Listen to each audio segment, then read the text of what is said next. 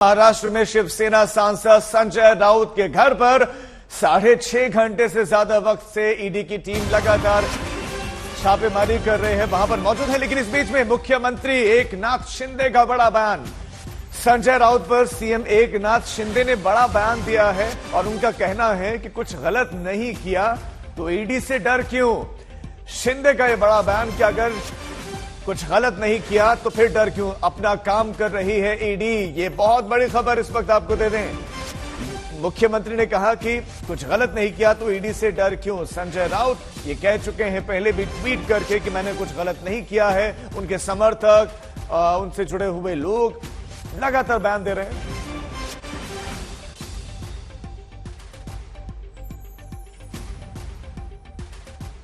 इसी खबर पर हमारे संवाददाता दिव्येश सिंह हमारे साथ जुड़ गए। दिव्येश, मुख्यमंत्री एकनाथ शिंदे ने एग्जैक्टली क्या क्या कहा है, शब्दशः आप दर्शकों को बताएं।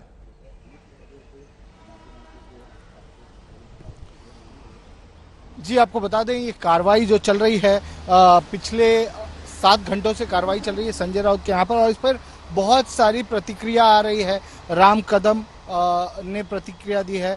इसके अलावा जो किरीट सोमैया हैं बीजेपी के, उन्होंने प्रतिक्रिया दी है। और इस एकनाथ शिंदे जो कि इस वक्त महाराष्ट्र के मुख्यमंत्री हैं, उन्होंने भी इस बात पर प्रतिक्रिया दी है। आपको बता दें कि एकनाथ शिंदे का यही कहना था कि जिस तरीके से ये एक्शन हो रहा है, ये इस एक्शन को देखते हुए उन्होंने यही कहा कि अगर जो भी एक्शन है एजेंसी का एक्शन है, इन्वेस्टिगेशन के तौर पर हो रहा है, और इसी को देखते हुए अब एक्शन जैसे भी ईडी करती है उसे होने देना चाहिए। ये कायदे के तहत हो रहा है और उसे कायदे के तहत ही होने देना चाहिए। फिलहाल संजय राउत के घर पर ईडी के ऑफिसर अभी भी मौजूद हैं।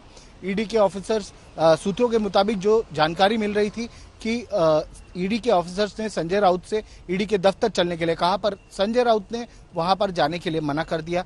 आपको बता दें कि नवाब मलिक को भी इसी तरीके से ईडी के अफसर ईडी के दफ्तर ले गए थे, उनसे पूछताछ की थी। पूछताछ में उन्होंने सहयोग नहीं किया, कोऑपरेट नहीं किया, जिसके बाद उन्हें कुछ ही घंटों में अरेस्ट कर लिया गया था। उसी को देखते हुए ऐसा लग रहा है कि संजय राउत भी किसी तरीके से ईडी के दफ्तर जाने को राजी नहीं हुए। उन्होंने ये कहा कि मैं एक मेंबर ऑफ पार्लियामेंट हूँ, सत्र चल रहा है, पार्लियामेंट का सेशन चल रहा है और ड्यूटी है मेरी कि मुझे पार्लियामेंट अटेंड करना होगा। 20 जुलाई को जब मुझे तलब किया गया था, समन किया गया था, तब भी मैंने पत्र देकर सूचित किया था कि 7 अगस्त तक मैं इन्वेस्टिगेशन ज्वाइन नहीं कर पाऊंगा क्योंकि पार्लियामेंट का सत्र चल रहा है, पार्लियामेंट सेशन चल रहा है। उसके बाद 27 जुलाई को फिर ईडी ने उन्हें समन किया।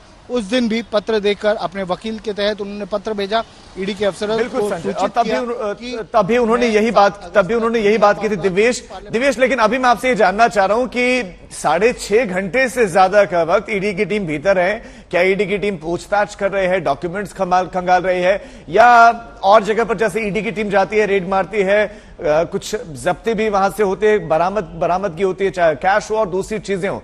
संजय राउत के घर पर एग्जैक्टली क्या चल रहा है? जी, अभी आपको बता दें, जैसा कि हमने सुबह भी बताया था कि सर्च ऑपरेशन तो चलेगा ही, सर्च की जाएगी उनके घर पर और संजय राउत से पूछताछ भी की जाएगी। संजय राउत के अलावा उनकी पत्नी वर्षा राउत हैं और वर्षा राउत का नाम उन जमीनों में है, वो जमीन उनके नाम पर है जिस जमीन को ईडी ने अप्रैल में अटैच किया था। अलीबाग में ऐसे 8 जमीन के टुकड़े हैं जिनको ईडी ने अटैच किया था और वो वर्षा राउत के नाम पर है। वर्षा राउत के साथ एक और व्यक्ति हैं, स्वप्ना पाटकर, उनका भी नाम था उन जमीनों पर, उनकी भी स्टेटमेंट ईडी ने रिकॉर्ड किए। तो हो सकता है कि वर्षा राउत की भी स्टेटमेंट रिकॉर्ड की जाए। और इसके अलावा संजय राउत से पूछताछ कर रहे हैं। संजय राउत कुछ देर के लिए खिड़की पर भी आए थे, वो दिखाई दिए, पर उसके बाद वो फिर अंदर चले गए। तो अभी तो ऐसा ही समझ में आ रहा है। ये बड़ी खबर दिव्येश आप दे रहे हैं कि संजय राउत से भी पूछताछ चल रही है। इस वक्त आप लगातार नजर बनाए रखें, अपडेट्स के लिए आपके पास आएंगे।